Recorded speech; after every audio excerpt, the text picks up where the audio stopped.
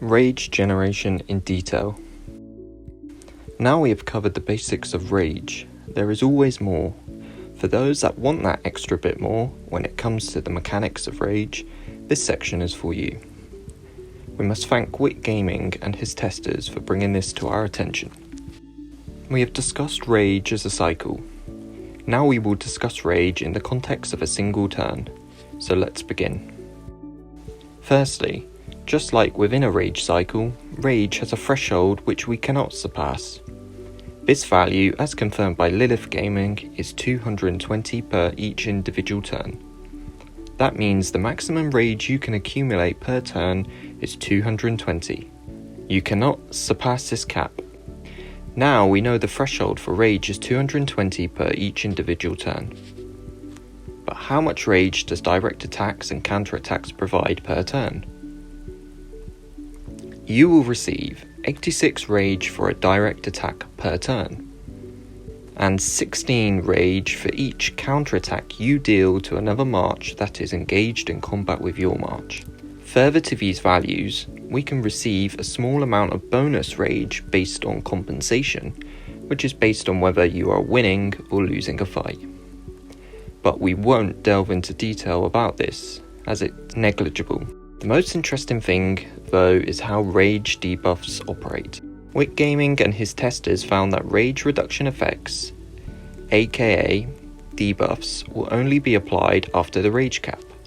What we mean by rage reduction effects is commander's skills and equipment, for example the Silent Trial. So the example they use to show that rage reduction effects only appear after the rage cap is as follows. If you gained 400 rage in one single turn, the game would firstly reduce the rage to the 220 threshold. Therefore you would automatically lose 180 rage as excess. Only then would the rage reduction effects take place. So those rage reduction effects would then be subtracted from the 220 rage cap. Why might this be important? Based on a particular scenario and roles within the game, for example a garrison captain, your choice of rage-related talents and rage-related equipment matters. As in some scenarios, rage-related talents and equipment would be unnecessary as your rage per turn would always be above the threshold of 220, so all that excess rage you have accumulated would be lost. An example is swarming. When that 16 rage generation from counterattacks can be multiplied by the number of attackers engaged with your march, for example, let's say you're playing as a garrison and you are swarmed by 9 individual marches, plus you are in direct attack with the attacking rally. The rage you will generate per turn can be divided into the following.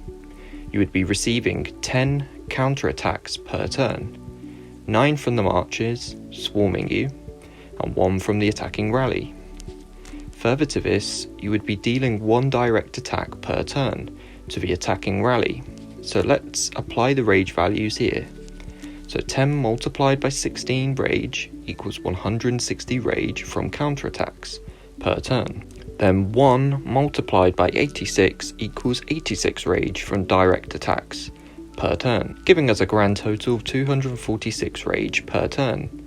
This is 26 rage above the rage cap of 220, so we would lose that excess 26 rage per turn. This is not taking into account the compensation factor.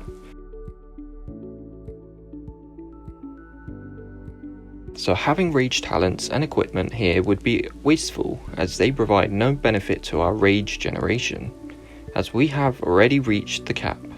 But in other instances, where let's say we only have a 1 versus 1 scenario, these rage talents and equipment no longer become useless, as they help the rage generation per turn get closer to that 220 cap, which is much harder to reach in these scenarios, as each march would only be gaining at base levels 86 rage from each direct attack, and 16 rage from each counterattack, giving us a grand total of 102 base rage per turn, without any other variables applied to this.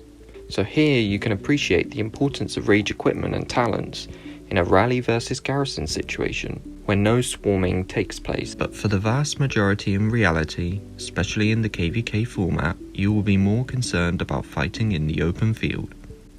Here you will rarely ever reach and maintain 220 rage per turn. It is unfavourable to be swarmed, so this negates large accumulation of rage from counterattacks. Most fights are generally 1 versus 1. It is also important to note that you cannot predict what the environment will be like. For example, will there be support commanders around that buff your rage, like Joan of Arc? Will those fighting you bring equipment which debuffs your rage generation, for example the Silent Trial? You just cannot predict what the environment will throw at you. So positive rage generation is important. Therefore, it is important that you seriously think about equipping rage talents, specifically Feral Nature, and that you consider equipping rage generation equipment, particularly with specific marches that would greatly benefit from shorter rage cycles. But please remember that with things like the Horn of Fury and Feral Nature, they are based on chance. So you are at the mercy of a random number generator, or RNG as often referred to. You could be at the higher end of your rage cycle when it procs, and then you lose a lot of excess rage. It is very situational.